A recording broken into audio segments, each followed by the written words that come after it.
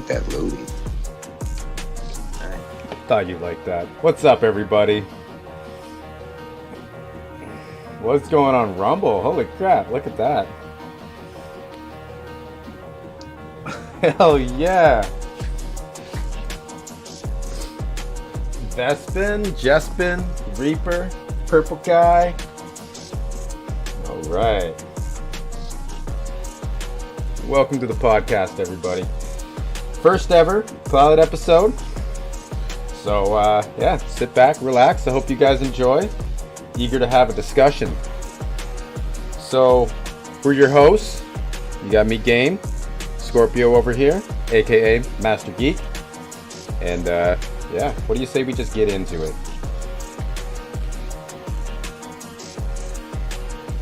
Let's turn this down a bit. Sounds like a plan. Done. Our filtration machines are putting four in that room. We'll leave the music on in the background, though. Hi, Shirley. How are you doing?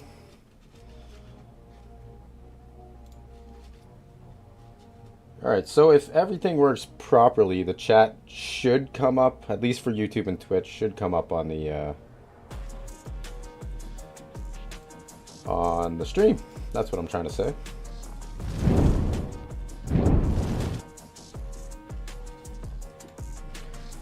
And welcome everybody. So first, I guess, yeah, we'll give you a little tidbit. So this is basically going to be sort of like news. We're going to go over news, current events, and I'm hoping we can start a discussion here, chat with the audience. So I hope you guys are going to be asking questions as we go, or even just joining into the discussion, because that's really what this is going to be all about. So the podcast is only going to happen with your participation.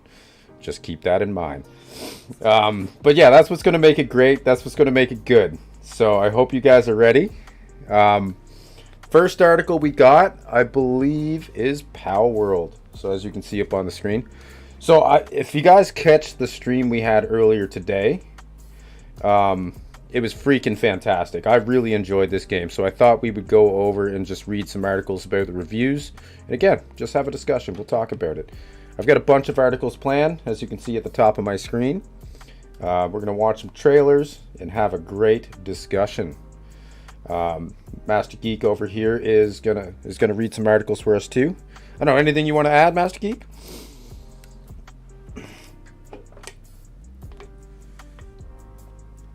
Really? Not really? Alright. Just, yeah. I'm excited to do this. This is fun. I've never done a podcast before, so. Alright, so getting into it.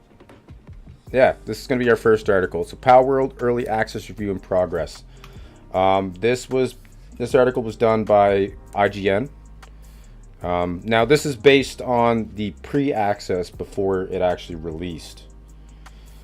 So yeah, we'll get into reading.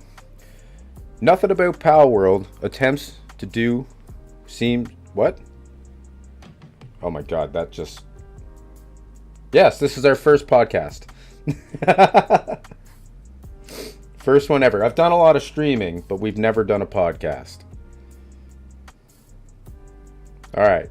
Nothing about what Power World attempts to do seems like it should work in the slightest. And I'll agree with this. This is 100% true. A thinly veiled Pokemon clone where you and your collective monsters shoot people in the face with literal guns. A base building survival game where you use your kidnapped creatures as laborers and are then forced to cook and eat those unpaid employees when times get tough. I didn't know you could do that. That's a thing? Oh, oh shit. Okay, an open world co-op adventure where you and your friends thwack helpless sheep over the head with a baseball bat to harvest their wool. Defying the odds, this wholly irrelevant gun-toting take on the creature collection genre has proven unrelentingly fun for 15 hours I've binged so far. Absolutely, I want to play this so much more. Its survival mechanics are intuitive and deep. Its action-packed combat is silly and satisfying. It's exploring the world in search of new pals to kick the snot out of hasn't come close to getting old. all of which is even more impressive considering this is just early access release. I'm baffled to report, dear reader, that Pal World is very good. I can attest to that.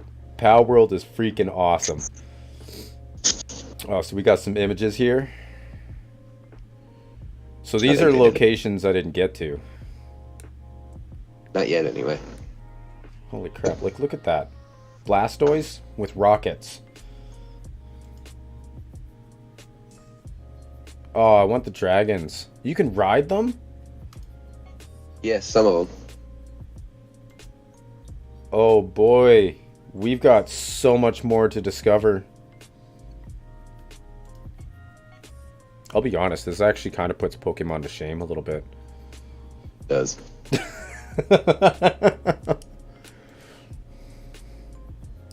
I like these locations, man. These look awesome. Hmm. Now, oh, this guy I want. Who doesn't want the minigun? Oh, absolutely. Everybody does. Like, look at that. That's beautiful. Power World. That's the that's literally what I used for my thumbnail. This picture.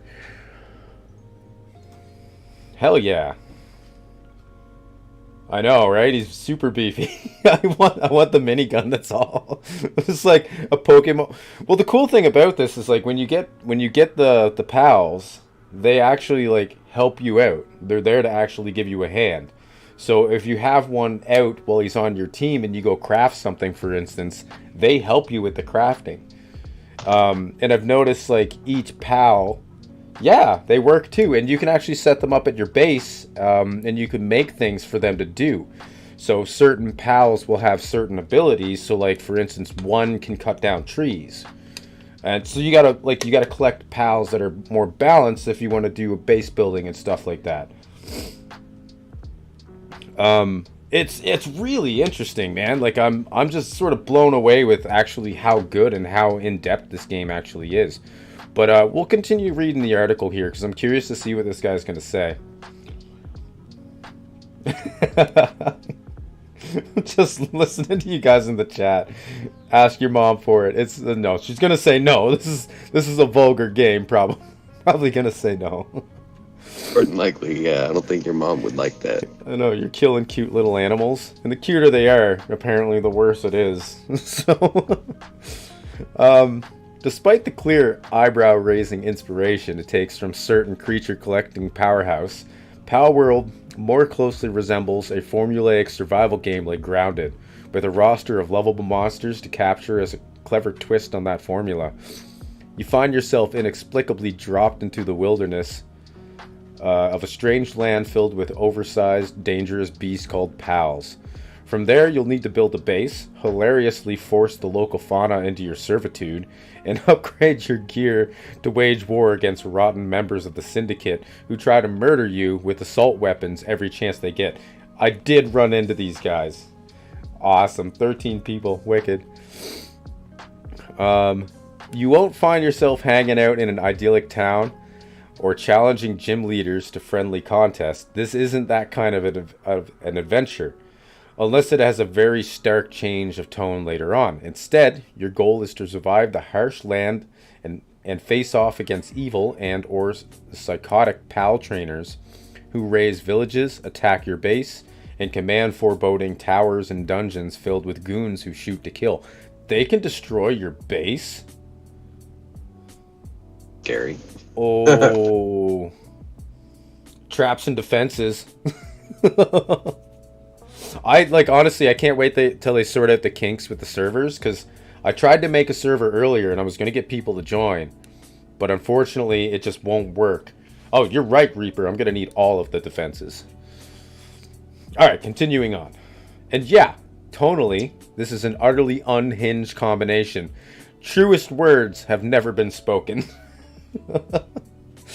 One moment I was taking on pastoral views as I explored for new pals, gliding, climbing, crafting, and cooking like this was an off-brand Tears of the Kingdom.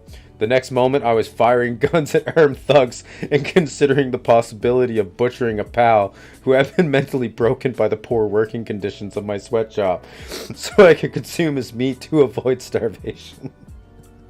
What? Dude, this game is ridiculous. Rather than not addressing the questionable aspects of the creature collecting genre, Palworld amusingly leans into them and lets you do absurd things like pick up your fiery fox pal and use it as a flamethrower to burn your enemies to a crisp, or equip your monkey pal with a machine gun, which sure beats using tail whip. Once you get over how incredibly weird it all feels, it's a complete blast. I testify to that. It felt weird playing this game because it seems like an unholy combination of things. I bet. But it's good. It's definitely a bit weird to hack a penguin unconscious with an axe.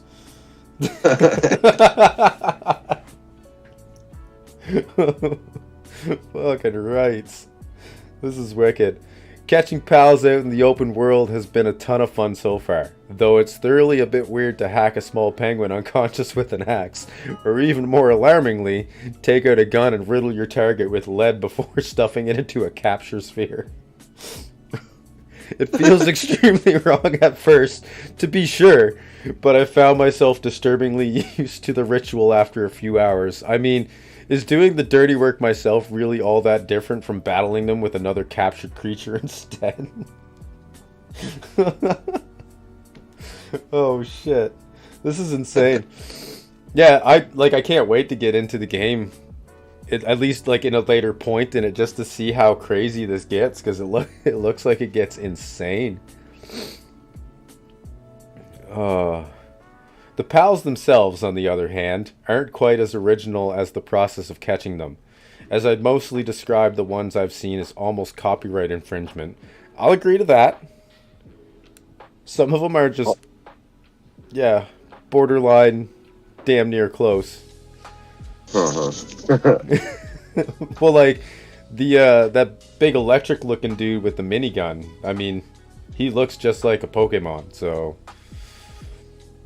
seriously, there's a mouse-like lightning pal, a sassy two-legged cat pal, a dinosaur with a flower on its head, and many more that reminded me an awful lot of some collectible monsters from the days of my youth. Oh, I'm loving it. What's up, everybody? That's a W in the chat.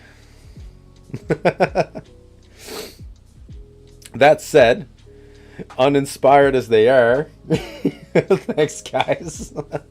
That said, uninspired as they are, most have pretty neat designs and a lot of personality, which makes each one a ton of fun to hunt and do battle against. Oh man, this article just keeps going. Oh no, he's only got a couple paragraphs left. Though capturing, leveling up, and fighting alongside pals is a major awesome part of the adventure, you'll likely spend more time hanging out at your base where you'll just craft useful items and facilities, cook meals, and arm yourself for war in the epic battles ahead. Just like most other survival games, you'll need to keep a steady stream of crafting materials flowing. I've discovered that. Like you use quite a bit of crafting materials, so you're constantly having to go get more. Wood, stone, and food specifically.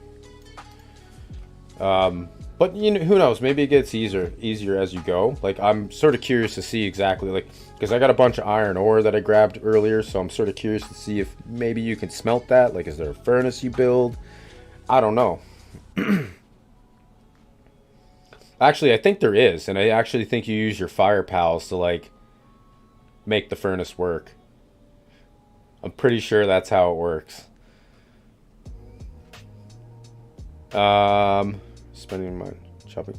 Yeah, so just like most other survival games, you'll need to keep a steady stream of crafting materials flowing in, like wood, stone, and food. And the key to automating that process so you don't spend endless hours mind-numbingly chopping down trees and swatting rocks with a pickaxe is by making clever use of your pals themselves. For example, farming could soak up lots of your time as you plant seeds, water your plots, and then harvest the crops. But once you've captured some pals and put them to work at your base, you can have a pal spit seeds out of its mouth, then have a water pal blast them with water before another pal comes along to harvest that crop and move it to your storage container. This pal-based cooperation is not only ridiculously adorable to watch, it is absolutely adorable. but gives you even more reason to catch every creature you find. You might not have much use for that fox-like pal Fire Sparks in battle, but if you keep one at your base whenever you fire up the grill to cook or use the furnace to smelt some ingots, your charming fire friend will come running to shoot the fire at the appliances and make the task go faster. Even the weakest creatures give you a whole new reason to catch not just one of them, but a whole bunch to be put to work at whatever it is they will do.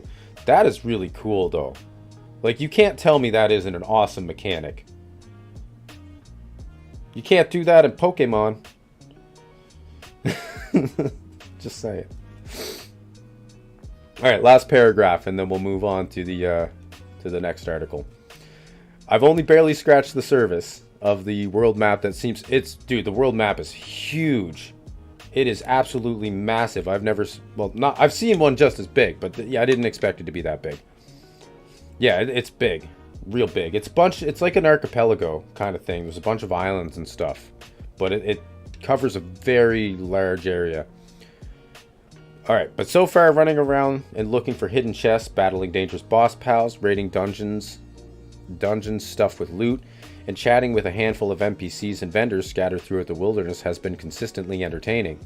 In one area, I was ambushed by some wolf-like pals, and a giant boss who was way beyond my level absolutely destroyed me. While in another, I fought a camp of evil pal trainers who had raided the area and put pals in cages. In another, I found a shady black market trader who was selling rare, probably illicitly obtained pals.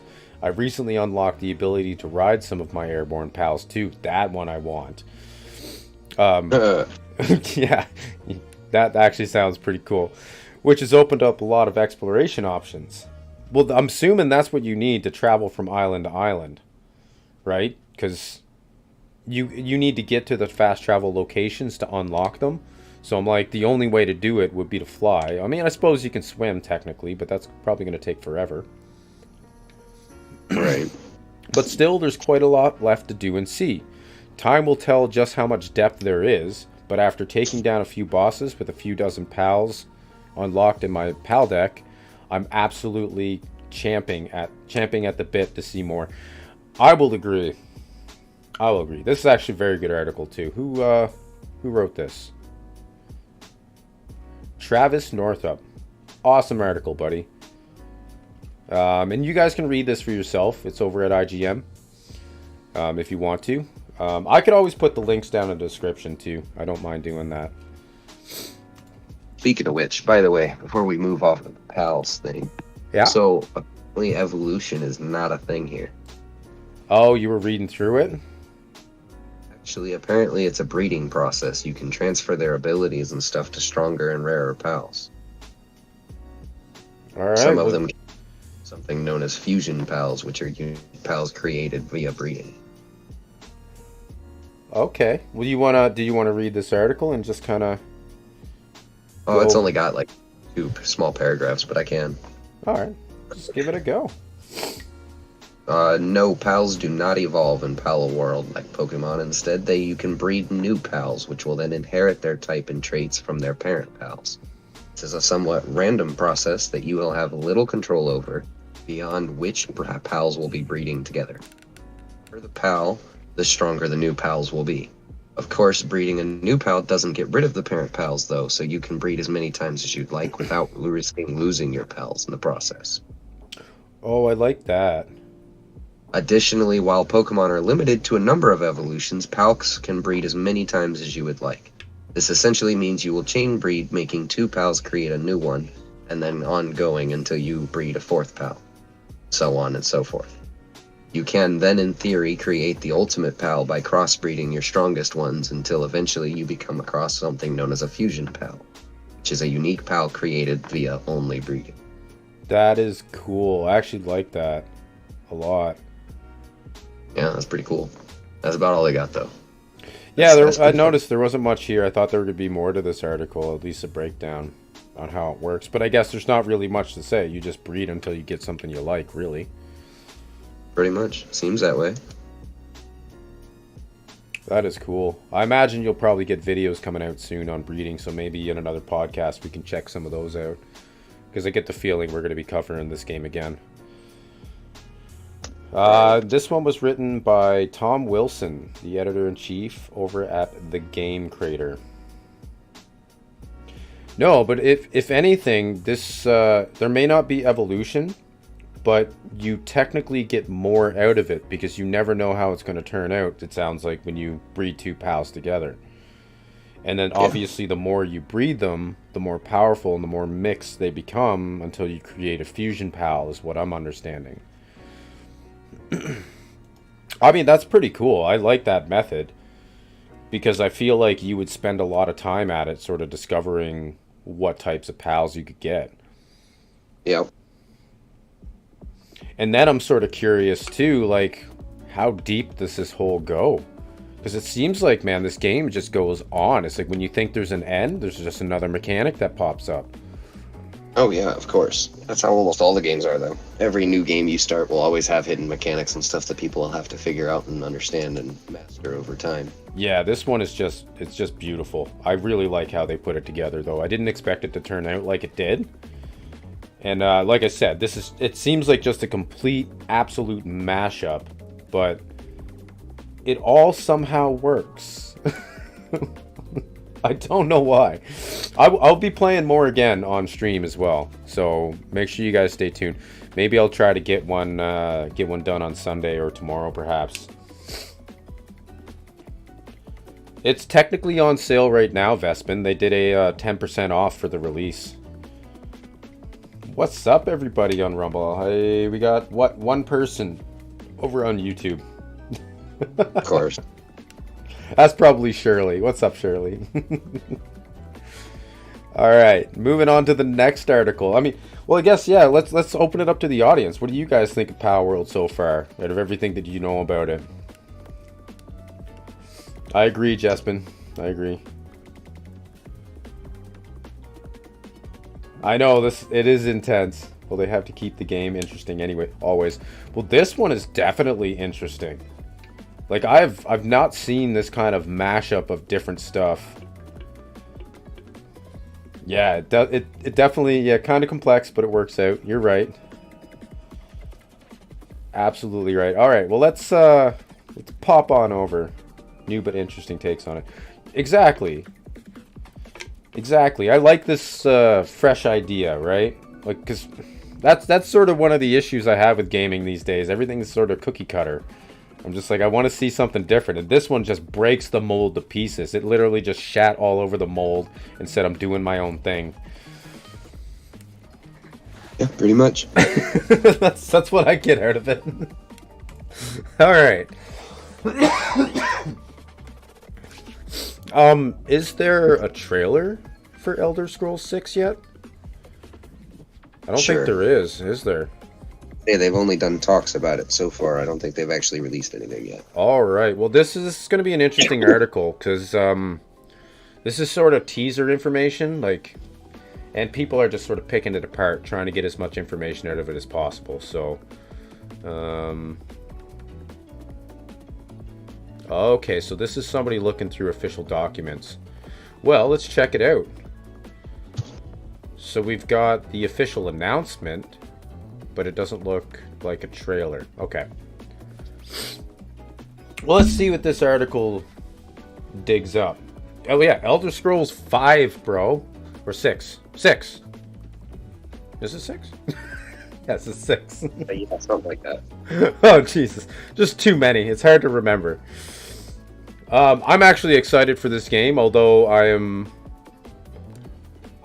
sort of on the fence about a couple things, because like with the release of Starfield and I'm seeing the limitations of their engine, so I'm just like, I don't know if it's gonna turn out as well as we hope. I'd like to see a next gen game, but I'm just sort of curious to see if their engine is just gonna limit them drastically. So I mean, we'll see. They might make something beautiful. You never know. But I'll dive into this article. We'll read it. Next up, we're going to be talking about the new Hogwarts DLC. So you want to check that out. So this article is from Gaming Bible, written by Richard Lee Breslin. So I've never read anything from Gaming Bible before, so we'll check it out. You're a wizard, Harry. Dude, Hogwarts, just so you know, Hogwarts was the top selling game of last year. For the last 14 years in a row, it's actually been like Call of Duty or shit like that. This was the first game to break that mold. So, I don't know. A lot of people shit on Hogwarts. I thought it was really good.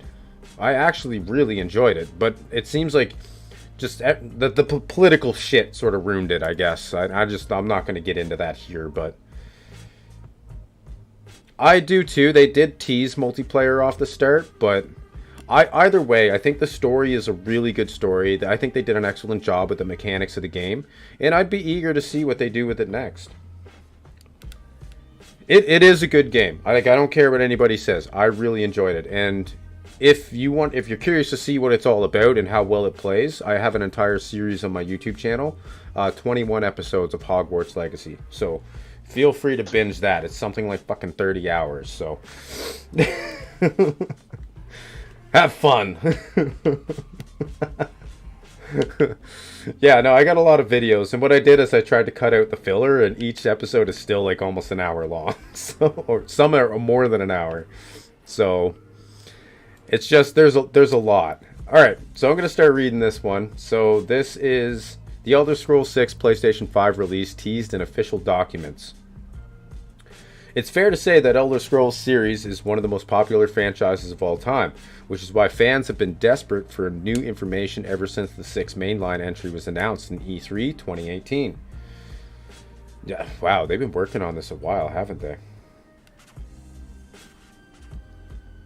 Absolutely, yeah. If you guys got suggestions for topics or something you want to see covered, hit me up. Just drop a comment or leave it in the chat. Yes, it's been a really long. It's been It's really been that long since Elder Scrolls 6 was announced, and it's even baffling to think that nearly 6 years later, Bethesda still hasn't given us story details, a release date, or even a snippet of gameplay. All that we've had is the 2018 announcement trailer, which was merely a rendered shot of Tamriel with the Elder Scrolls logo. Yeah, so it must have been this one. Oh, it's going to load an ad. It's where I wish I had ad block on. Alright, well, it doesn't look like it's going to load, so we're going to skip that entirely. Oh, skip ad. Shall we watch it? Yeah, let's watch it.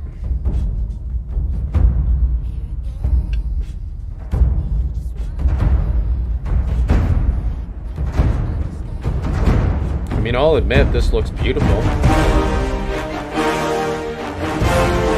but I don't know how good it's gonna be. This doesn't say anything.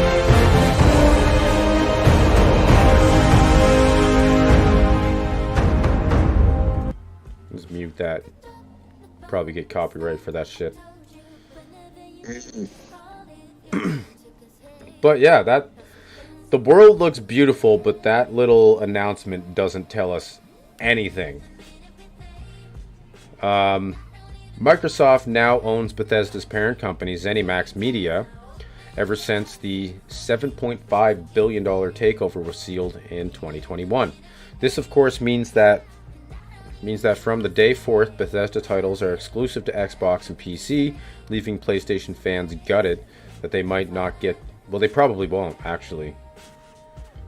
Because I'm pretty sure it's going to be the same thing. Like, they were pissed that Starfield didn't come to PlayStation right away either. I think it will at some point. I don't know if it... Did it actually go to PlayStation yet? I don't think it did it?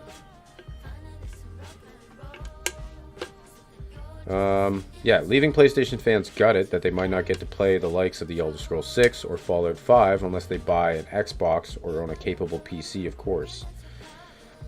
However, some have speculated that Microsoft will not keep all the Bethesda titles exclusive to the Green brand as part of appealing to the global market regulators during its $68.7 billion takeover of Activision Blizzard. Which, arguably, I don't know if that's actually a good move, but I guess we'll see what comes out of that, eh? Yeah. Documents released during the court battle with the U.S. market regulator, the FTC, in December of 2022, the battle that Microsoft later won, reveals to those in attendance that 3 upcoming titles would be console exclusive to Xbox. I'm going to take a wild shot in the dark and say that's probably going to be Fallout 5 and likely Elder Scrolls 6, so that's 2. Yeah, we knew they were going to do this. Yes, their Fallout 5 is in the works currently. That's what it... See? Glad you guys tuned in. Getting all kinds of news. Here, let me...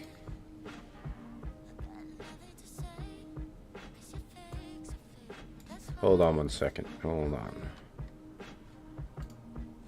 I don't know if they have a trailer out yet.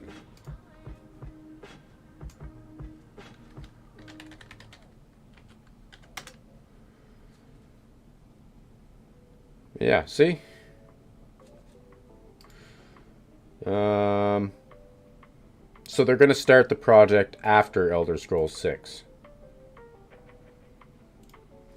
But my guess is it's probably currently in the works right now. And they're just giving themselves as much time as possible. Which, that's fair. I mean, take as much time. I prefer that you perfect the game and release it. So... But it has technically been announced, and they are going to be making one. But now, how far... I know, right? You know what? Fallout 4 could have been good, man. I didn't understand the story. It lost me. I was like, it was just sort of pointless. I didn't get it. But like the mechanics of the game were pretty good. Some of the gameplay was decent. I didn't like the town mechanics.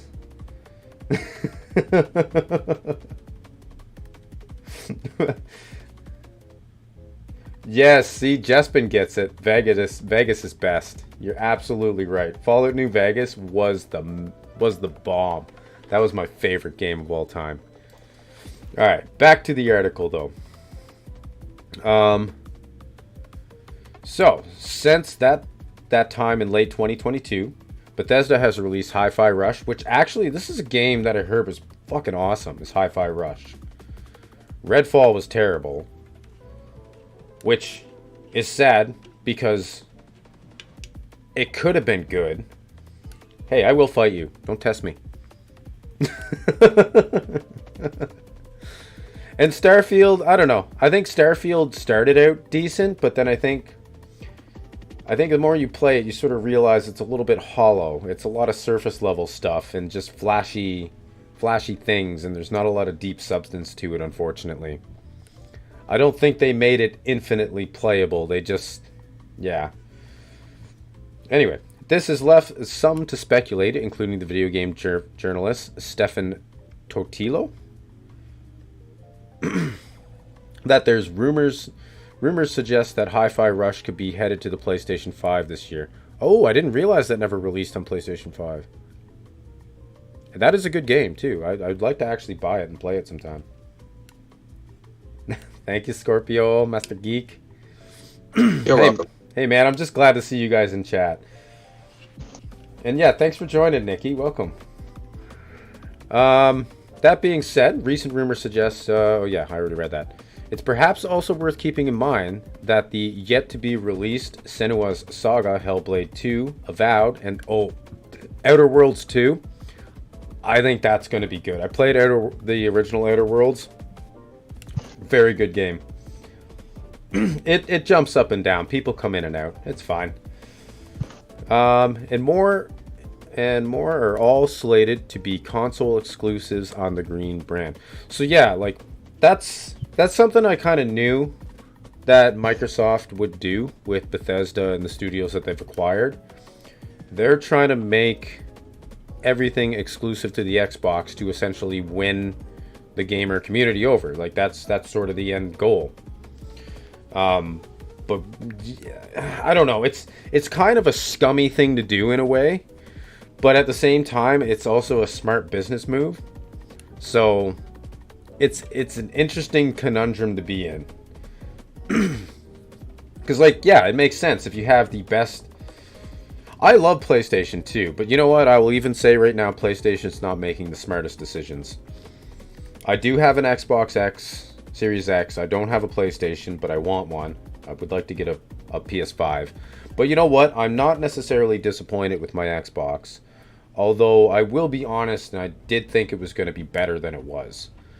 But I'm also used to playing PC, and, well, that kind of ruins the consoles for me. Especially playing higher end PCs. Continuing on, obviously at this time, the rumors of Microsoft releasing The Elder Scrolls 6 on PlayStation 5 are mere hearsay until confirmed otherwise. I'll be honest, I don't see them doing it right away. I don't think they're going to. Hopefully, there is some truth behind these rumors because a lot of fans have been potentially awaiting its release, and it would be nice to see every fan get to play The Elder Scrolls 6 if possible. I agree with that. That's 100% true. I think if it depends, right? Like, if you want to make sales, releasing it on every console would be the smart way to do it. But if you want to drive people to your platform of choice, i.e. Xbox, then keeping it exclusive is... yeah.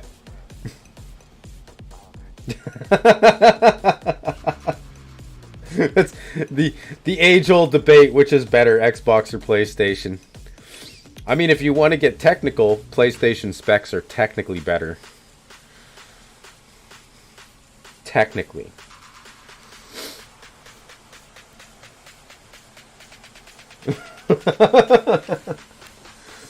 That doesn't necessarily mean that PlayStation is better, though. It just means spec-wise, like on paper, it looks like PlayStation is better.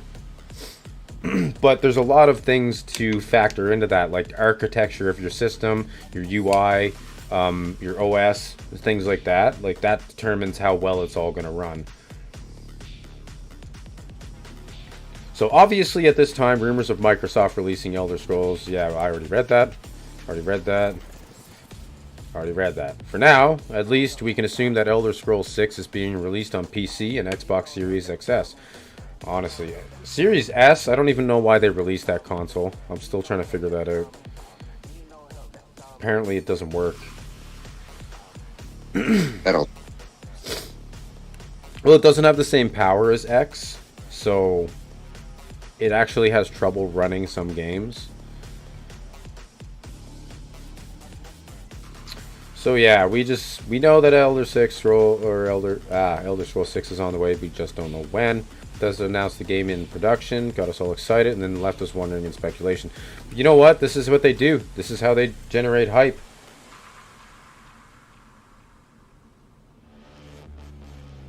Hey, that's fair, Nikki. I can't argue with that. I was the same way. Like, switching over from controller to PC took me a while.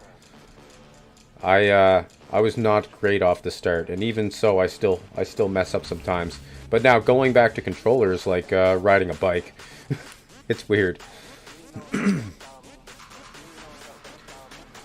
Any other interesting details here? Xbox exclusivity updates leaves fans divided. Yeah, that's fair. I agree with that statement, because I'm not sure. Like, being a hard, like, obviously I got the systems, I can play it, so I'm not necessarily worried. But yeah, that would suck being a PlayStation player, and now you got to go out and buy a whole new system just to play a game you enjoy. Yeah.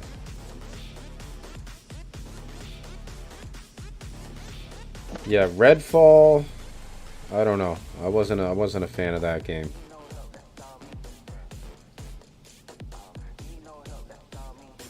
Oh, that's interesting. This Elder Scrolls 6 open world map concept is nearly twice the size of Skyrim. Dude, Skyrim was a big map. Fuck, it was. It was huge.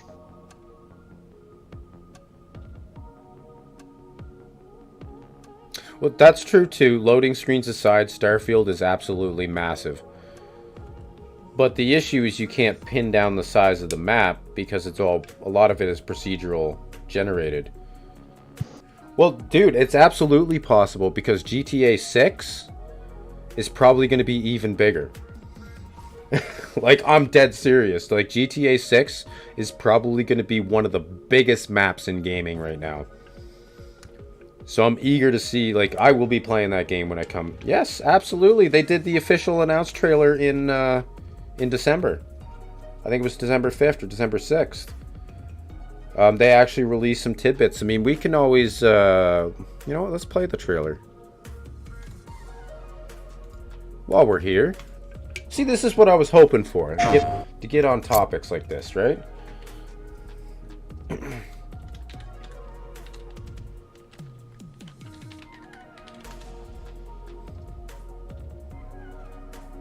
So this is it here. This is the trailer.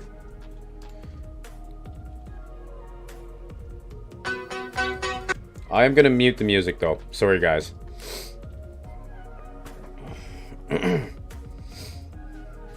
Dude, if I play it, I'm going to get copyrighted. I don't want to deal with it right now.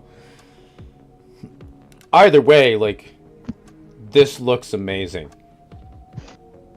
Like, this looks far more put together than any of the other games that they've made so far.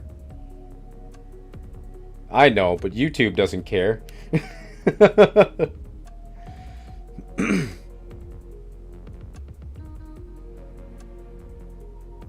This game looks insane. I love the alligator walking into the store. It's literally... Look, it's a Florida man. Hey, that's offensive, sir. Dude, he was on his lawn, watering it in his underwear. I'm just fucking with you. He gets called a Florida man.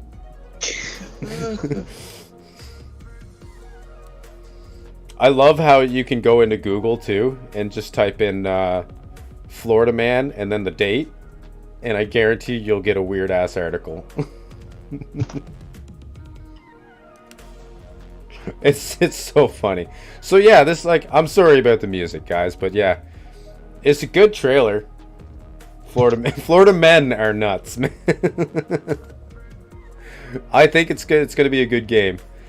I'm really eager. It's not going to come out till next year, though. I think it's 2025 is when it releases.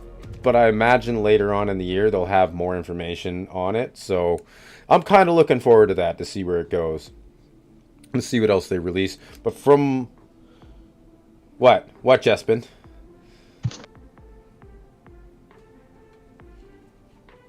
Master Geek, are you a Florida...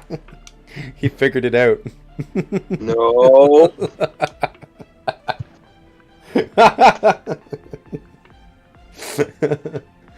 Oh shit. Okay. So next we have Hogwarts Legacy. Keep the salt away from Master Geek.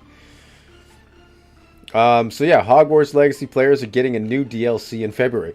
Now, I spent some time looking for a trailer for this, and I couldn't find a trailer. And I thought it was funny, because I'm like, this is literally coming out in a month, and there's no footage of what it's going to be. Anyway, this article is from Gaming Bible again, written by Kate Harold. Came out January 17th. What other article did you want to read, by the way? Doesn't matter. Me? Yeah. Oh, I'm good. I'm over here handling all kinds of shit in the background. Alright, well, I'll keep reading then. No biggie. I don't mind the reading. I'm just happy piping in. What's that? That I'm just happy piping in. Oh, I appreciate it. Your feedback is always needed. Okay. So yeah, I will probably play this too when we get it. Because it's a free DLC. So we don't have to pay for it, it looks like. Is it a free DLC? Now I'm starting to wonder.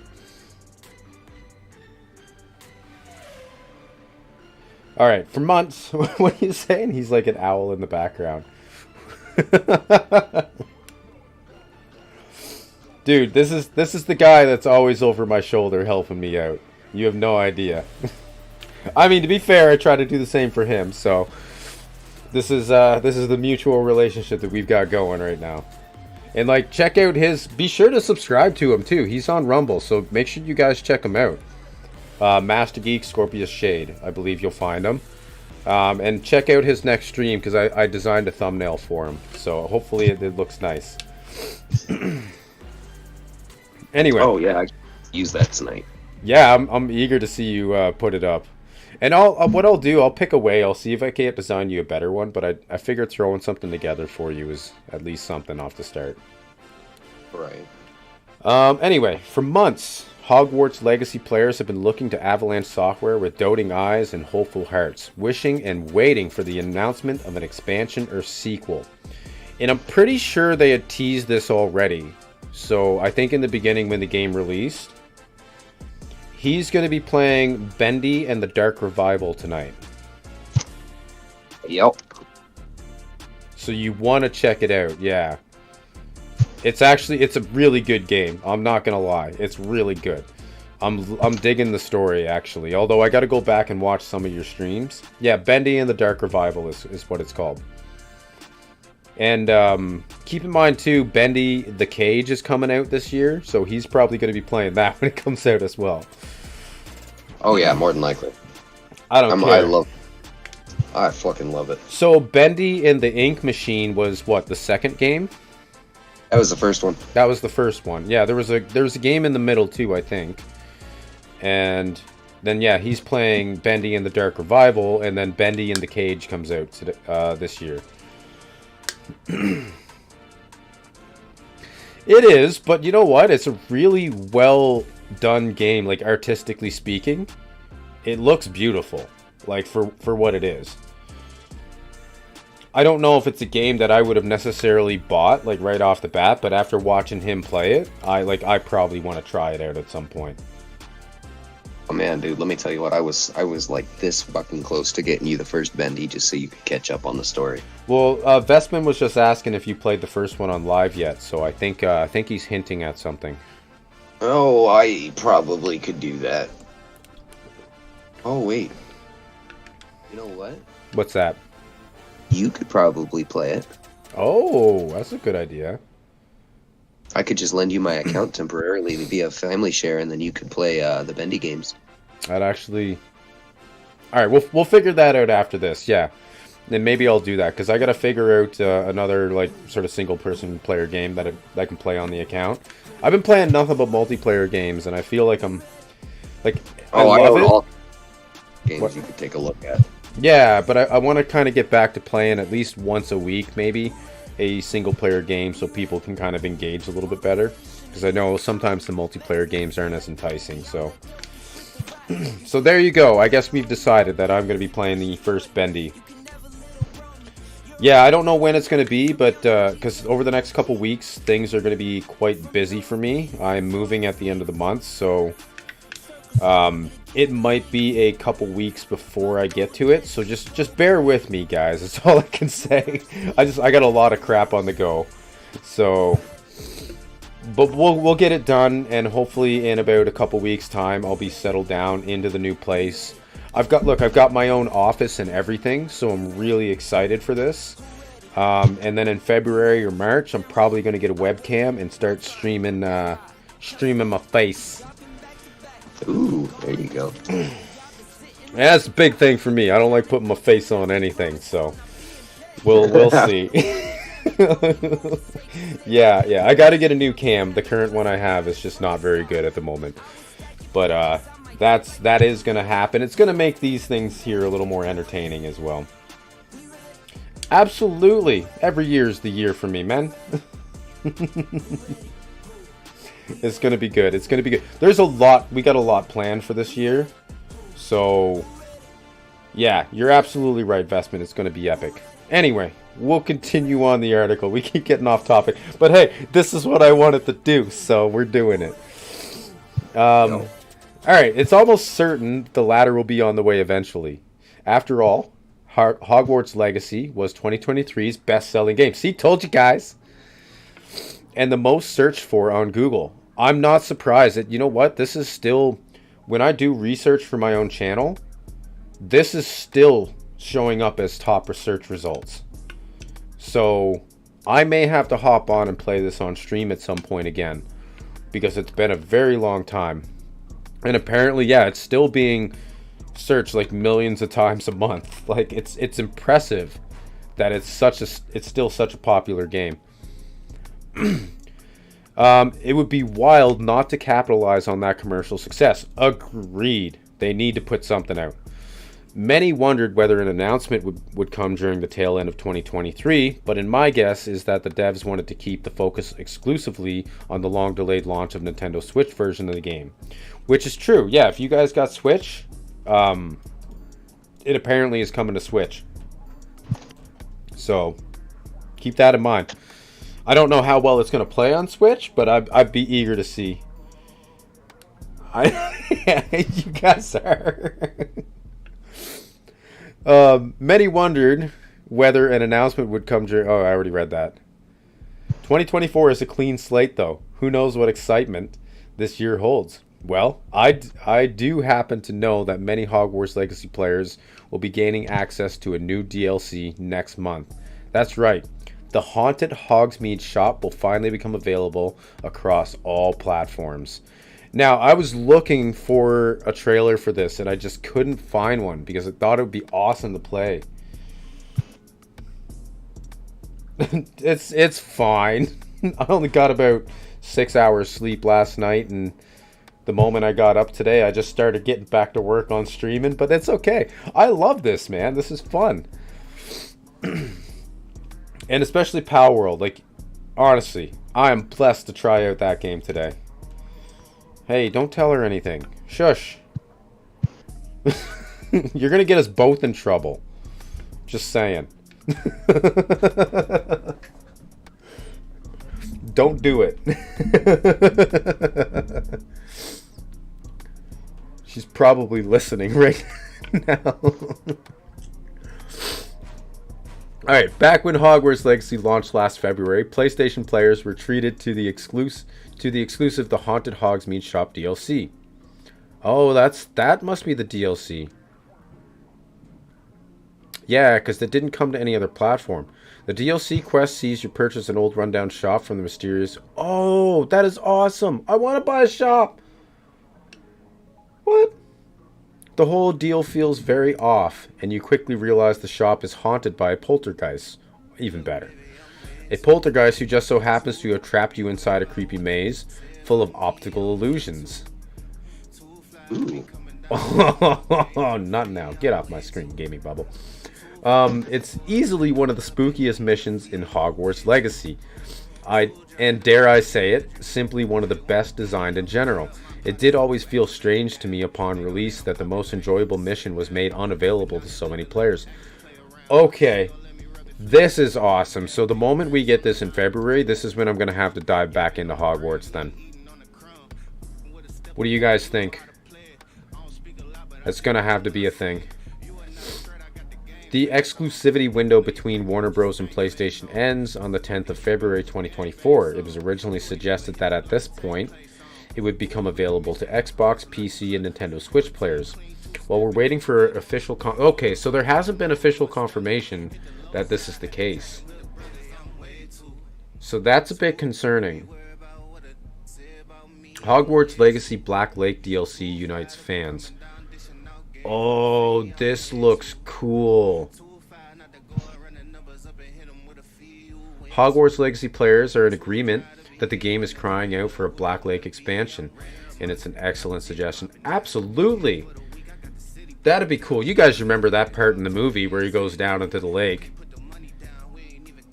Come on, you gotta remember that. I'm assuming everybody in the chat has watched the Harry Potter movies.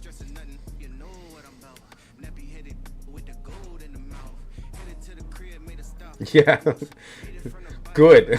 I'd be disappointed if you didn't. Truth be told, I'm surprised that Avalanche Software hasn't announced a DLC or sequel for Hogwarts Legacy. A sequel would be cool too, but holy shit, man, I don't know how they're going to top the first game. It was undeniably 2023's biggest commercial success, becoming the year's best-selling game worldwide and the best-selling single-player game in the UK since the release of Grand Theft Auto 5. Wow. All right, what's next? Hogwarts Legacy was officially 20. We know that. Hogwarts Legacy 2 set to be what? 2? There's no denying an exceptional first year. There was.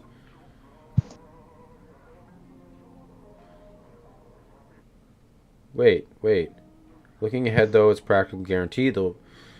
Yeah, but they haven't announced anything. Stop getting my hypes up here. No offense, guys, but fuck Hufflepuff.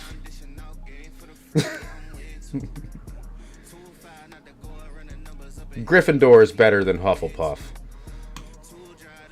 Just saying.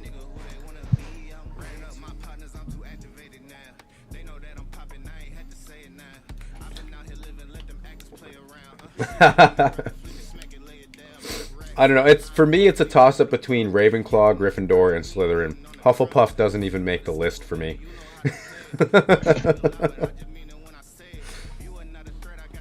Slytherin is my house.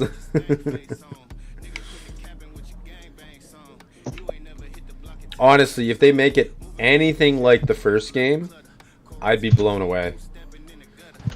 So I will have to play that on stream. But yeah, if you guys want to get an idea of how it plays, make sure you check out the. I have like I said, a 21 episode playlist over on YouTube. You'll find it under my playlists, and it goes through pretty much the entire campaign and a good chunk of the side quests.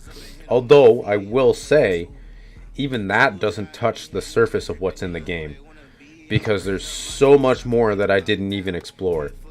So maybe once we get this DLC, that's something that I can do on stream, and we'll get into like there's a whole like other area that I've barely been in, because most of the main campaign happens around the Hogwarts Castle. There's a couple areas that you go out into, but that's about it.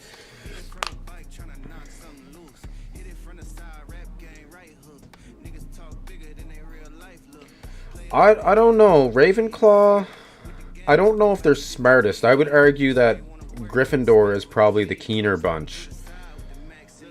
Technically, the Ravenclaw are known for their intelligence, but it's more of battle intelligence and spell intelligence. But that's what I mean. Like, when it comes to, like, problem solving, I think Gryffindor is a little bit better. Can be, if they've got the right intelligence for it.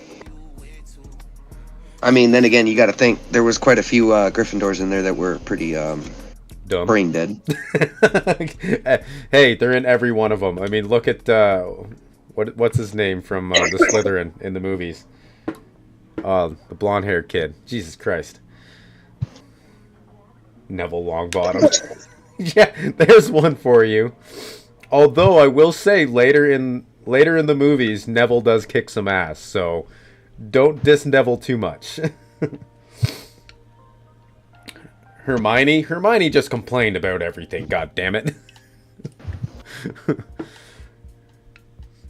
Just like she had a problem with everything. Dude, I don't think she like actually, fucking liked anything. I'm starting to wonder if her direction for the actress was just whine as much as you can, okay? Okay, enough making fun of Harry Potter, because that was still one of my favorite series of all time. But now I want to get into this juicy shit right here, because this has caused a whole host of controversy, and I'm not sure if you guys have even heard of this yet. So the head of Ubisoft came out. Yes, okay, yeah, I know, right? I want to fight him too, Vespin. I'm just like, I am so absolutely... Don't get me wrong, okay, the last few years I have not been an Ubisoft fan. But this sealed the deal for me. Hearing those words come out of his mouth, I just no longer want anything to do with Ubisoft. If you can, yeah, tone down the language. But I personally don't really care too much, but if there is younger people in the chat, I'd like to keep it a little bit friendly. That's all. But let's go back. I want to read this so bad. So Shade found this one for me. Baldur's Gate 3 boss responds to Ubisoft owning games comment. The Baldur's Gate 3 creative director responds to an Ubisoft executive who suggests that gamers need to get comfortable with not owning their games. And I'm just like, fuck off. Pardon my French. So this is Jose Rossi. I think I might have read articles by him before. But yeah, I'm just like, now I mean, I guess you can look at this a few different ways. Shush, Master Geek. I know. I gotta apply the same shit to myself. Shush, purple guy.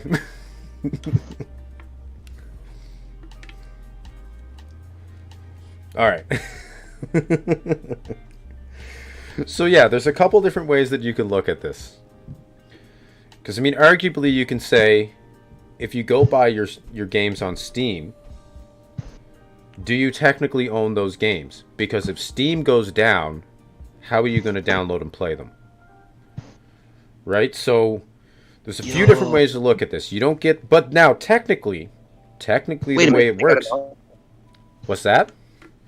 But Steam got an offline mode, so you could go around that. You do, but in your offline mode, you can't download games. Okay. So there is one issue with that, right? But that's part of the problem. Like, what if Steam goes down? You don't get your games.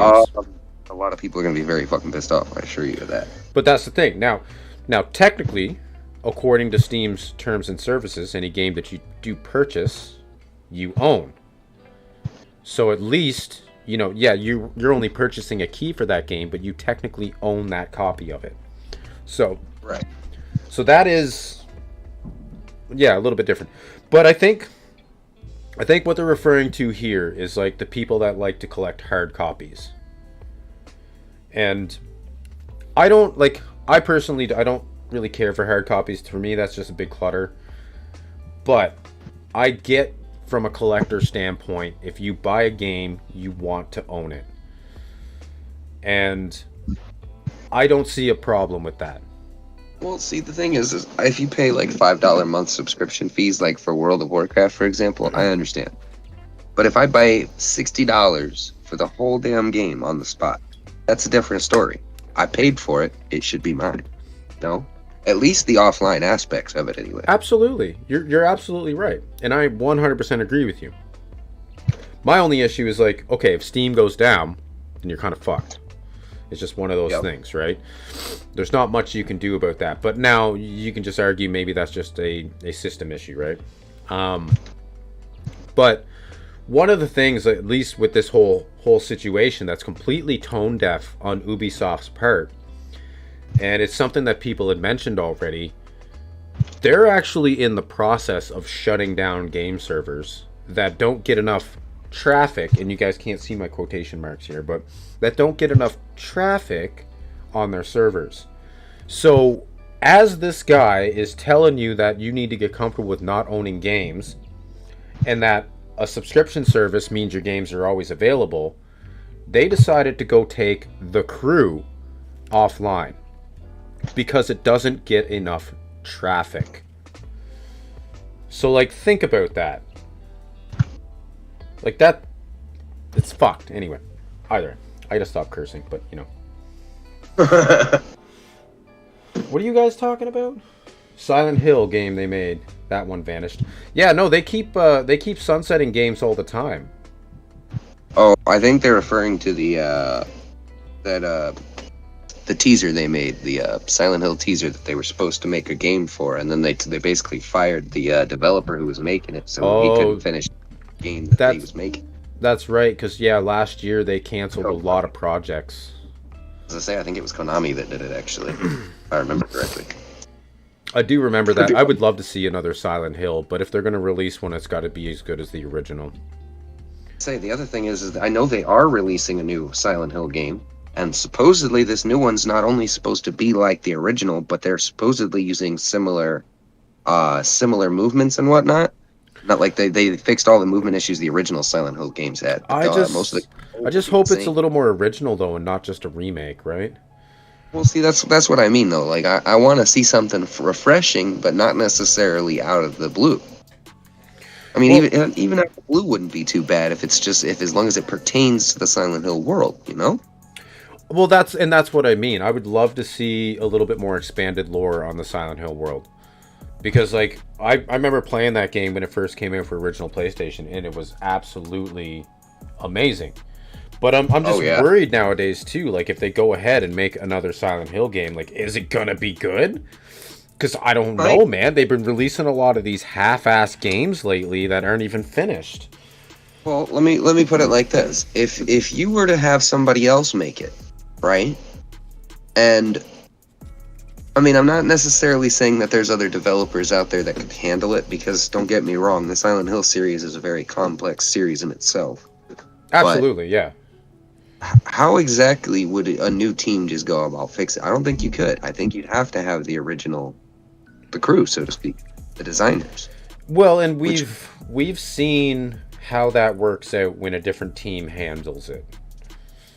And you like a perfect example, Saints Row. The new Saints Row that released, I think it was last year or the year before, I don't even know. It's completely disappeared at this point.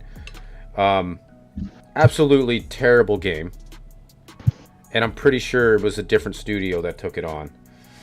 You guys are still talking about Silent Hill? Yeah, I think they seem to be pretty Jesus.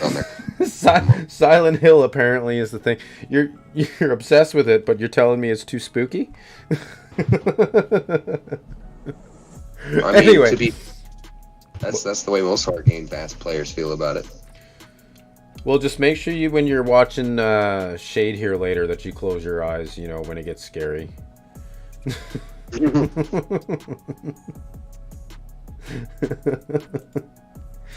All right, I'll continue on this article because I really want to get into this one. The Baldur's Gate 3 creative director, Sven Vink, I think is how you say that, stated that acquiring good video game content might be more challenging if subscriptions become the dominant model of the industry. The Baldur's Gate 3 creative director's comments were in response to a recent statement from Ubisoft executive who suggests that gamers may need to adjust to not owning their games as video game subscriptions gain popularity. What is it? I love the second one more than the first movie. Which movie are you guys talking about? Silent Hill? Did they make a movie? I don't know if I ever watched it. Oh, they made a bunch of movies. I know that. No, apparently I'm just really behind then. They were made in like 2000 to 2009, I believe. Oh, that makes sense. Alright, and recent statements from Ubisoft's director of subscriptions, Philippe Tremblay, he acknowledged that the growth of subscription services in gaming, but noted a slower shift away from owning physical copies. Tremblay emphasized the importance of gamers becoming comfortable with not owning their games and anticipated that embracing subscription models would ensure continued access to games, which isn't true. So he's absolutely lying about that 100%. Oh yeah, absolutely. Well, because they're in the process of sunsetting games now, so that's absolute bullshit. There's no way that that's true. You're not afraid of Bendy? Oh, Baldur's Gate is W. Game of the year, bro. I'm really excited to see what Larian Studios does next, actually. And apparently they might be working on a DLC for this game, so if that's the case, that'll be freaking amazing. And I will get back to playing Baldur's Gate at some point, too. Probably Pyramid Head is what's scary about the cartoon.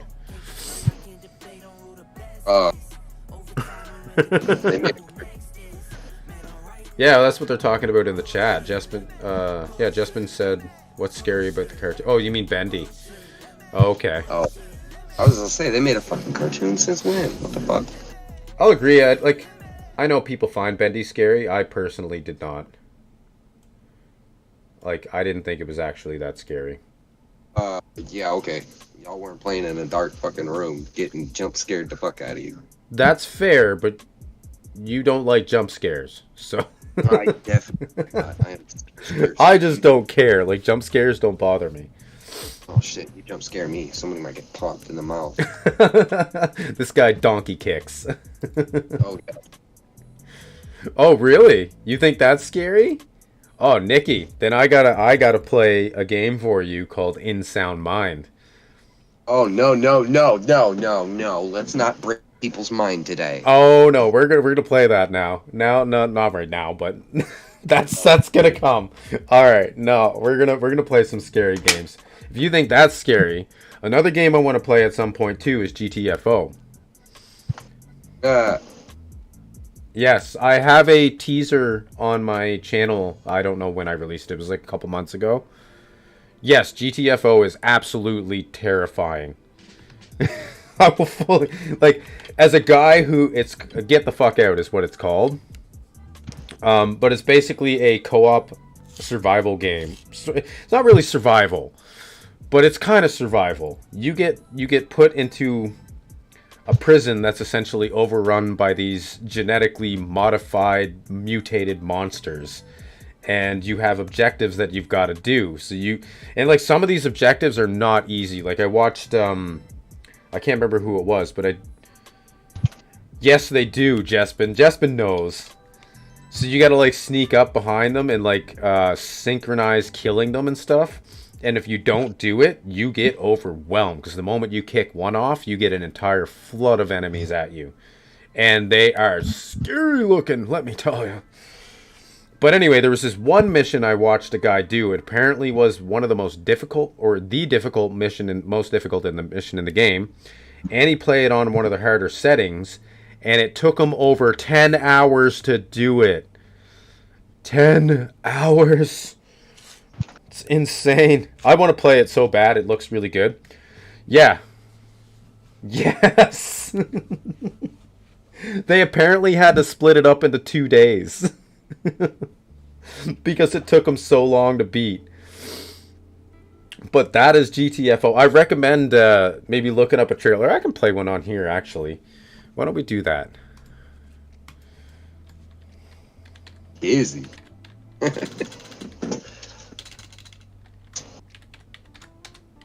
Oh my god. I can type.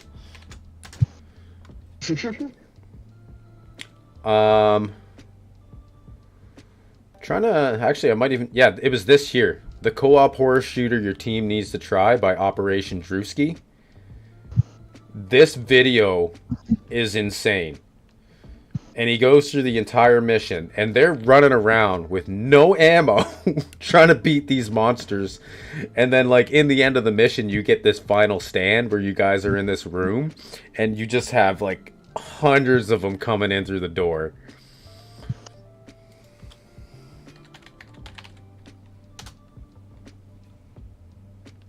All right, we'll just watch this one.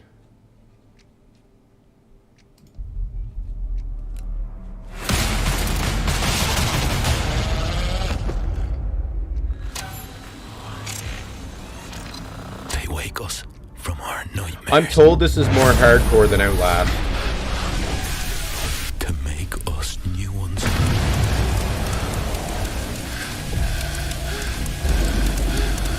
A descent into a vast underground complex.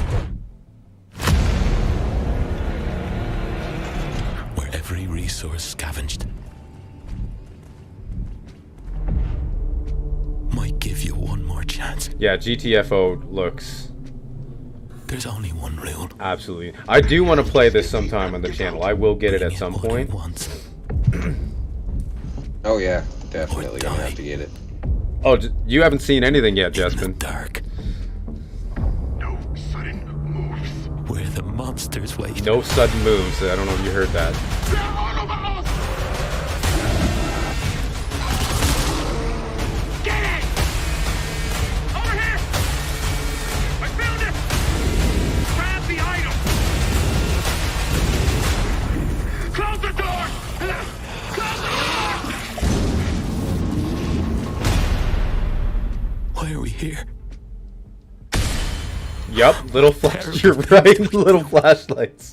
To deserve such hell.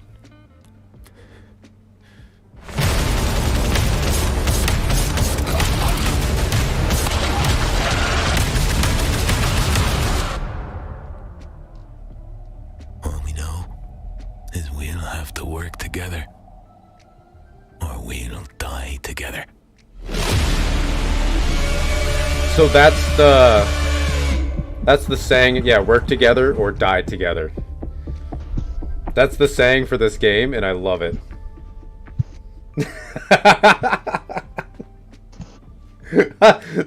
That's the response I expected, Reaper. But seriously, go watch that Operation Drewski video if you guys want to get a feel for it. Really, really good video. But I will warn you, it is a bit scary. But he goes over basically the entire gameplay of the game, and it looks really good. All right. Anyway, we get way off topic here. That's fine. This was the whole purpose of this. You never know what's gonna happen, right? All right. What was that? Nope. I love horror movies, but horror games, nope, can't do. They are too scary for me. Oh, well, here then. Let's, I'll give you a sneak peek.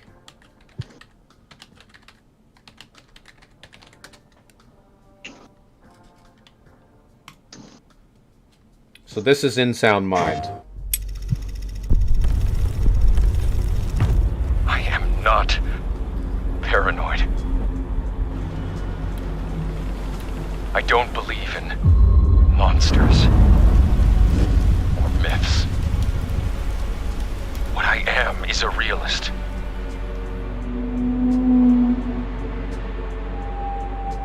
And as such, the world can be a little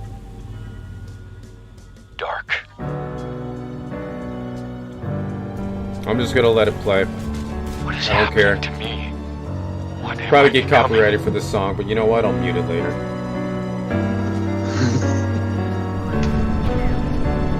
Fair enough. What a beautiful and fragile thing the mind is. Well, it just ruins the depth of How the trailer if you're devastatingly not strange it can be. playing the whole thing, right? But that's why people usually mute this music. So. Don't you agree, Tanya?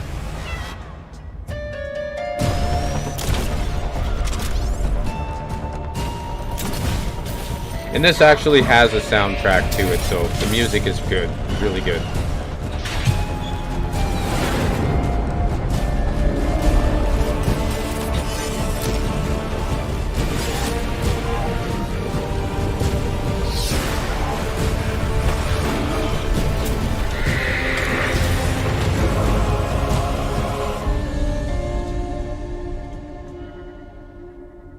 So how does that one look?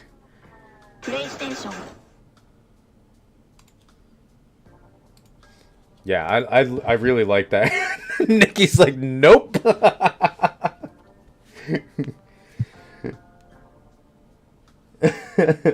What is it? Your busy bee today game. This chat is blowing up so fast, it's so hard. What did you use for promotion? I didn't do anything. Actually, my promotion is Master Geek.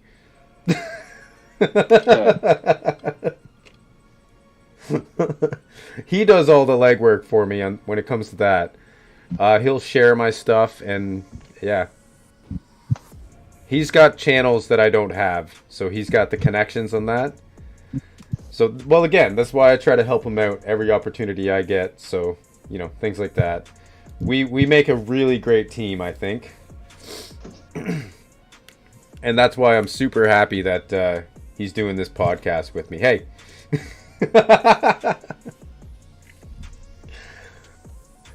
Yeah, he is my promoter. Okay. I think I am just going to continue on to the next one because I forgot where I was at in this Baldur's Gate article, and I think we already feel all the same way about it, so we'll continue on. All right. So speaking of horror games, since we're on that topic right now, I've got another one for you guys. So Nikki, make sure you close your eyes if this gets too scary. But we are gonna watch another trailer, and then I'm gonna read through this article. So, Shade found this one for me. I've heard of this game, but I didn't know much about it. So, but anyway, this new Steam body cam horror game has a unique setting. An upcoming body cam horror. So this, I believe too, this is made in Unreal Engine 5. And it looks amazing. And it's very, very realistic graphics. But it's called Zoocosis. And we're going to go ahead and watch the trailer that came out 3 days ago. So this is brand new. You just need a group hug, guys. Support each other in there. Come on. Alright, we're going to go ahead and play this one. This monstrosity.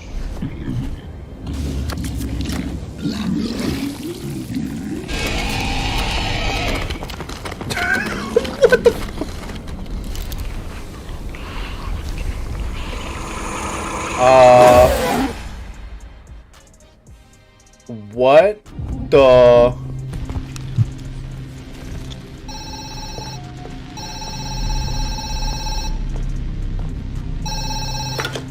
Now you're a night zookeeper. The job is not difficult. You have nothing to worry about.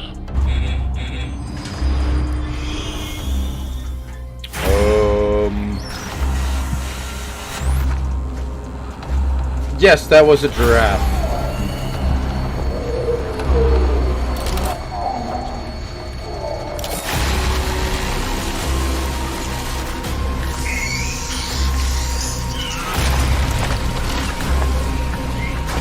Okay, I'll be honest, this game looks legitimately scary.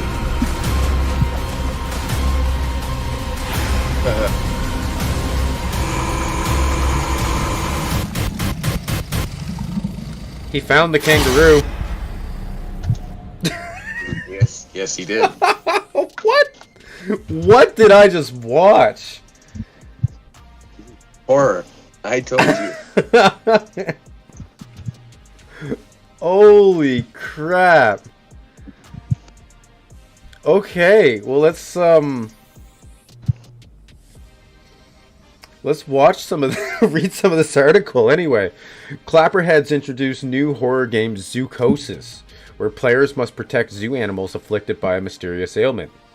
Studio's love for narrative evident in lore-filled Sparky Marky series continues with Zoocosis. Zoocosis combined body horror and zoo management gameplay with player choices affecting the story.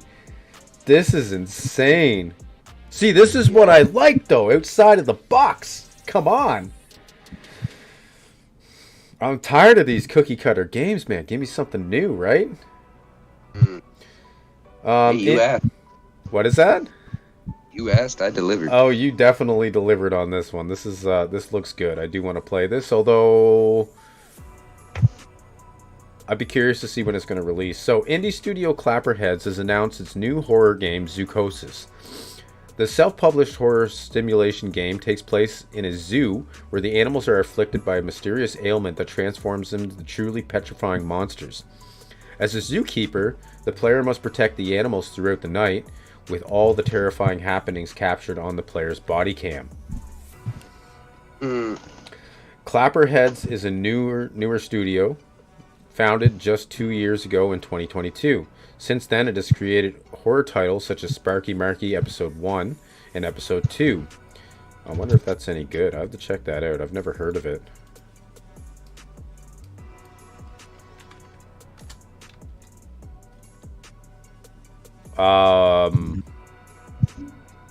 That looks terrifying. That's Sparky Marky right there. What the hell? Got a zipper for a mouth? Okay, that looks more terrifying than Bendy to me. Okay. So yeah, episode 1 and 2, each set in eerie children's camp. The horror series is episodic and follows the terrifying indie trend of mascot horror games. So like Five Nights at Freddy, that kind of stuff. Don't hug me, I'm scared. You know.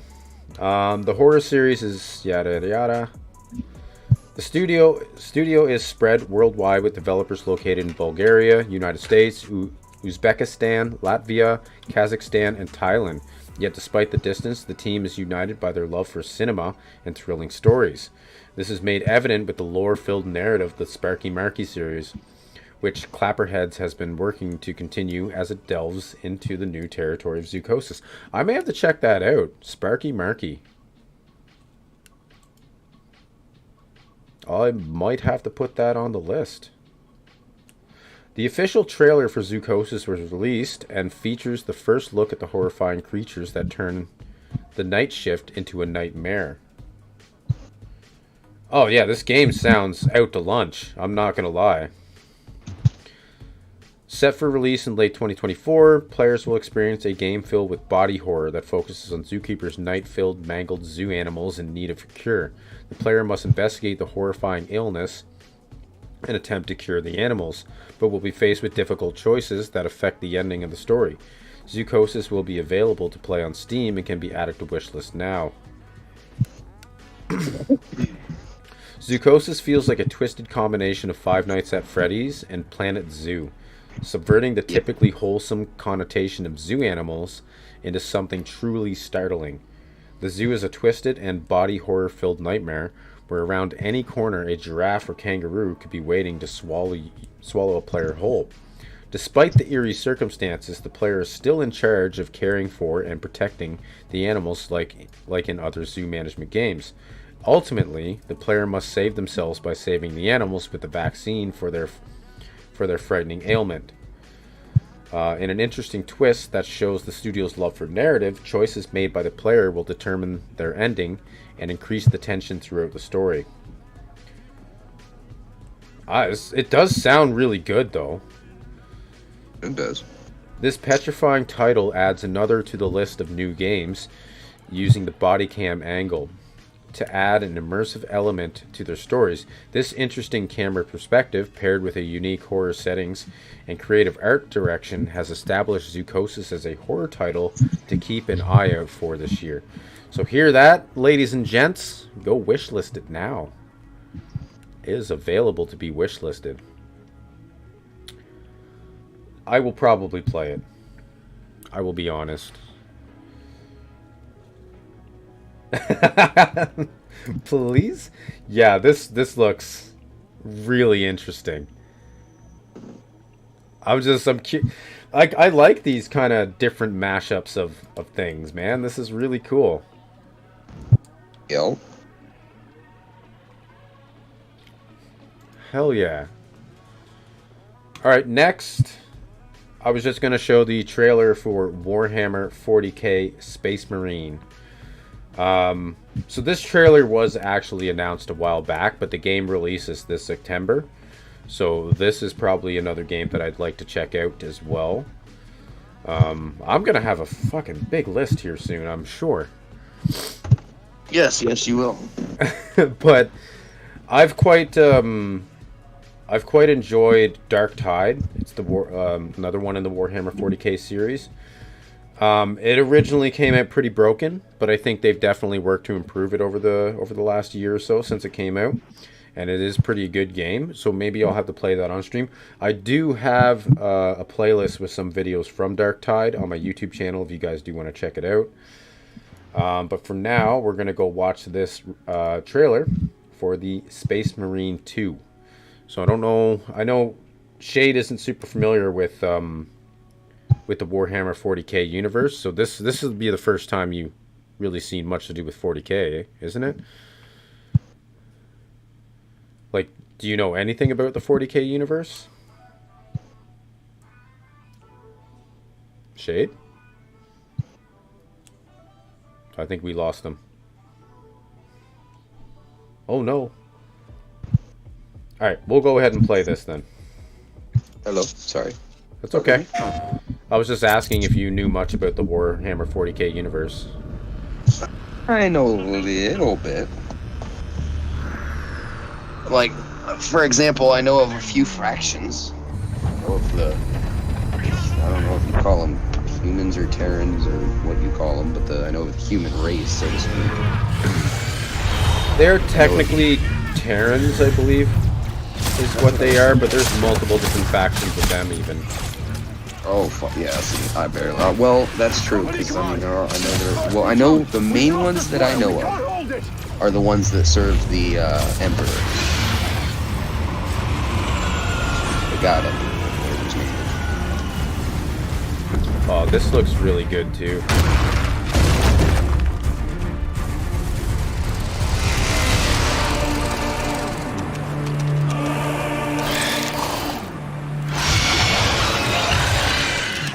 I know. This looks good. Apparently it plays a lot like it's showing here in the trailer too.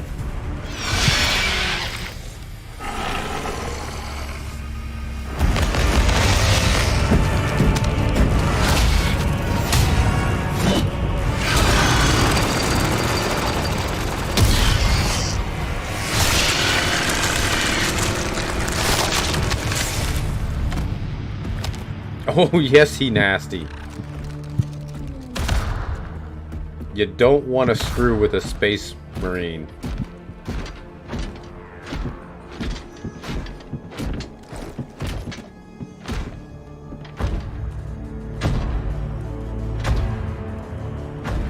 Yeah, this looks good.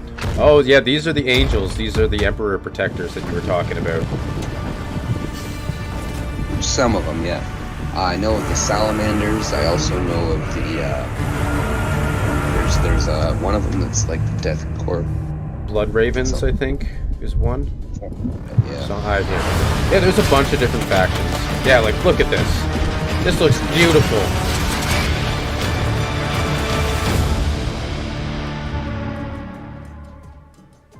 Okay, this is another one I've got to play. Yep. There is a gameplay demo out and stuff like that, but this looks good. Oh yes. I know, right? So this comes out September. Do we have... I don't think it actually has the official release date. But yeah, it'll be coming out in September sometime. And it looks amazing. This is the campaign reveal, extended gameplay trailers. There is things that you can watch to get a little bit of a better feel for the gameplay. But yeah, just amazing. And like I said, Dark Tide is really good as well. It's definitely gotten better. It didn't start good, but it got a lot better.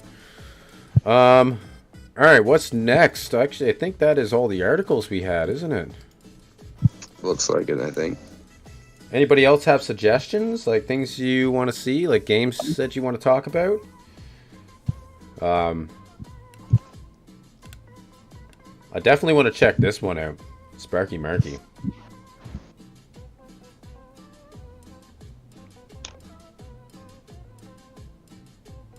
Weird doll thing. Yeah, it looks like it can eat you.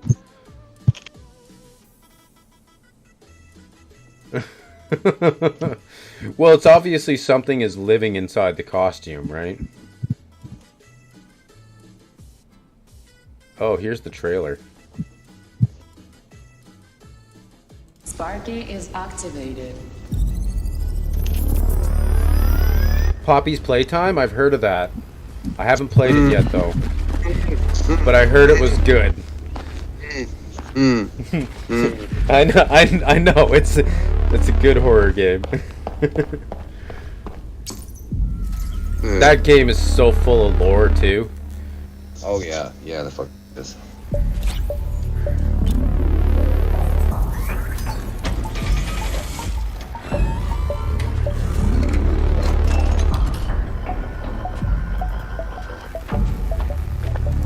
Puts Bendy to shame, he says. I don't know, man. Bendy's pretty good. Caution. The mark has passed to a new subject. Don't upset the Master Geek over here.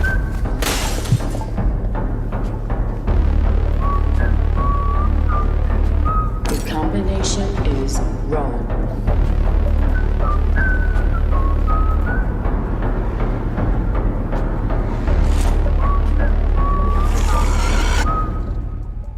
We've done a great job today. See you tomorrow. Okay, that looks interesting. Oh God, we've got so many games to play. Yeah, so Poppy's Playtime. Oh, they're on chapter. How many chapters are there? 3. Is it just Chapter 3? 1 I've played. Chapter 2, and then there's Chapter 3. Supposedly they're working on Chapter 4. Oh, this is chapter 3, the official trailer.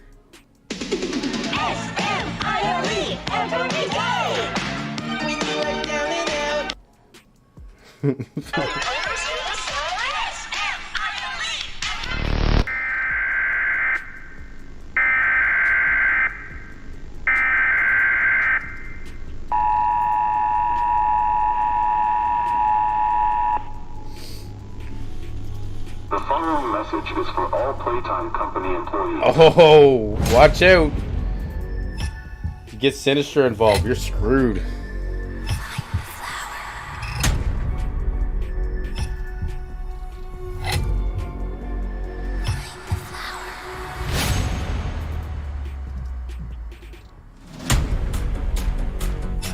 That thing, catnip. The prototype is his god. And this is what he does to heretics. What's happening down here is bigger than all of us. I need you. So we can get revenge on those monsters who've tortured you. Who've tortured us.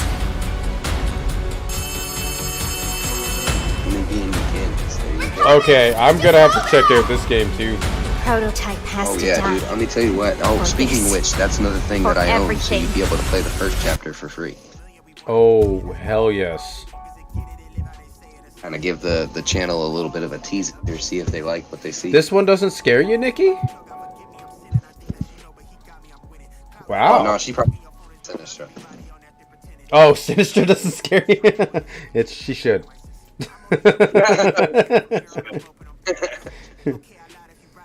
That sounds like your mistake. So I guess, what do you... I don't know, out of everything you've seen so far, like obviously I'm going to play more Power World. But I guess what would you guys like to see me dive into? Like which one of the games today that we watched... Okay, come on, Jespin, that's not helpful. I need one first, and then, yeah, like which one do you want to get? Poppies? Okay, is that the only vote?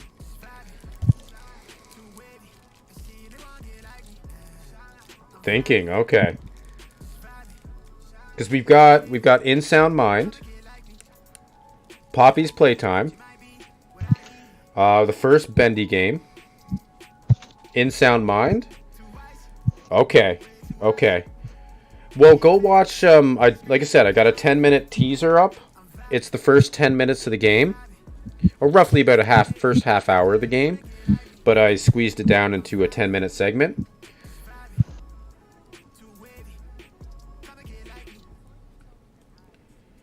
So, In Sound Mind and Bendy. Do I have a tiebreaker?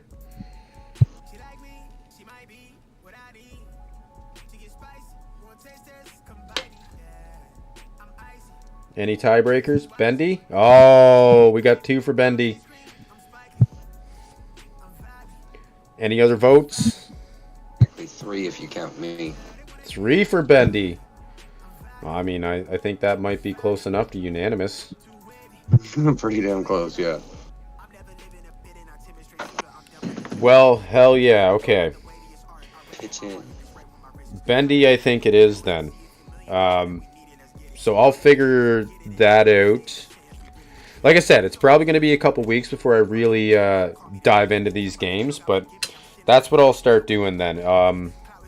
Probably in a couple weeks' time when I get into my new place, we'll start first thing with Bendy.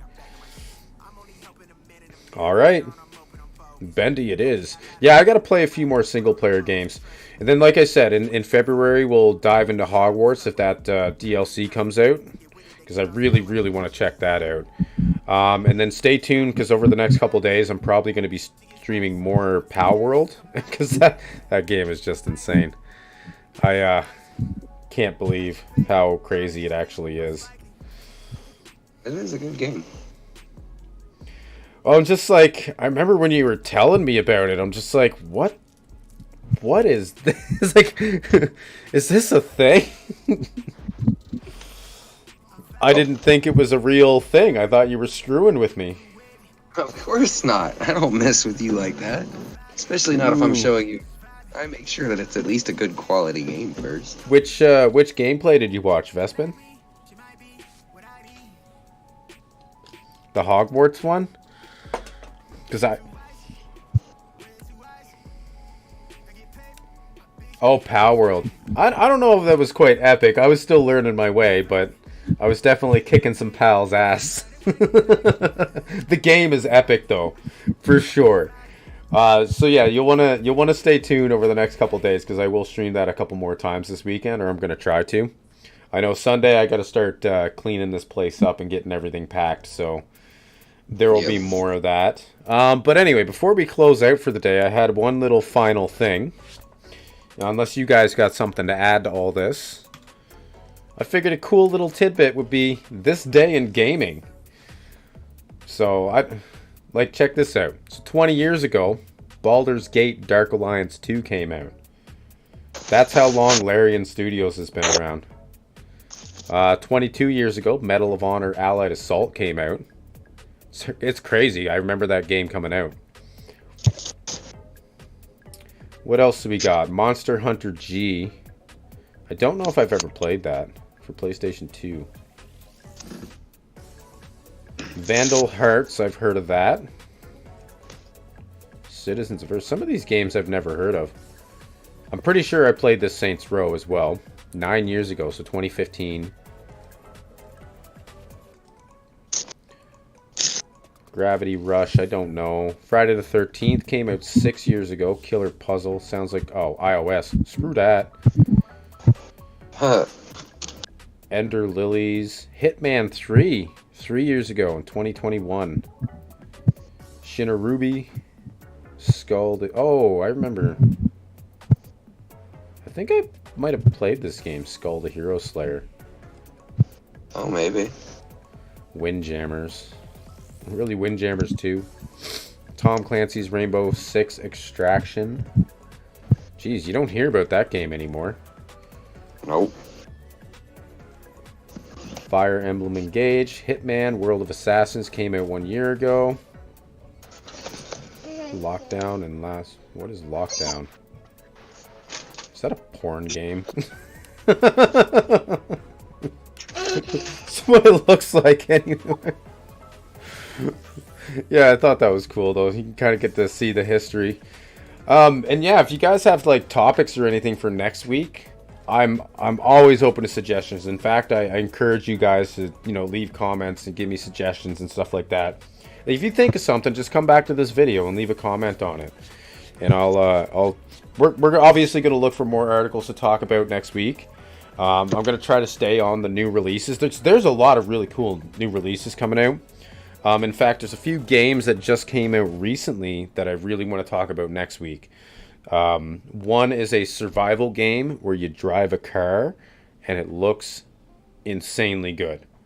So we'll talk about that one next week. But yeah, make sure you check out Scorpio Shade's stream a little bit later. If you haven't already gave him a follow, please make sure you do. He deserves 1 million followers for all the work that he does. So... I appreciate it. Oh, you do, man. You deserve far more than I can give you right now. That's just saying. All in time. Well, and the crazy part is I actually bought him Pal World today, and I'm so sad, but his PC won't play it. Yeah. But you got the game. Yep, that is true.